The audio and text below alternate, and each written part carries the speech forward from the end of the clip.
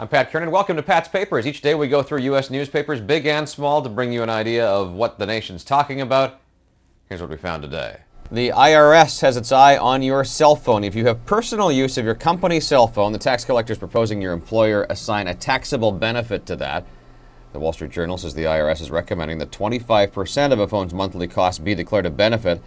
To do the math on that, for a typical worker, that means a yearly tax increase that would be roughly equal to the company's monthly bill for your phone, so maybe $100 more on your tax bill. It is the toughest run the U.S. workforce has seen since the Great Depression. That's according to a front-page analysis of employment data in USA Today. Employed Americans are now working an average of only 33.1 hours per week. That's the lowest number since the government started tracking that statistic in 1964.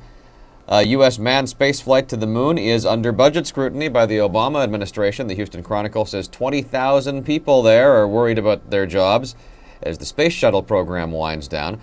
A public hearing on the space program is planned for Wednesday in Washington. From the front page of the New York Times, it is such a cute photo, but so sad at the same time. Preschoolers in Hong Kong to illustrate the story that the World Health Organization has raised the swine flu threat level. The Times goes hard this morning with the story about federal tobacco regulation. FDA oversight of tobacco has Senate approval. It will likely be passed by the House. The lead editorial is on this topic. The Times says it's now been proved beyond a shadow of a doubt that cigarette makers have spent decades making false statements. That editorial concludes by saying federal regulators should be able to stop many of these abuses. The Detroit Red Wings hockey success is a welcome oasis, says the Detroit News, for a city suffering turbulent economic times. The Wings play the Pittsburgh Penguins tonight in a final game to decide the best-of-7 Stanley Cup Series. This made me feel old this morning. Musician Prince needs new hips. The Kansas City Star among the papers citing Showbiz 411 in a story which says Prince will decline hip replacement surgery due to his religious beliefs, so he's been seen walking around with a cane. Finally, New York Daily News, the headline is More Sunny and Less Cher.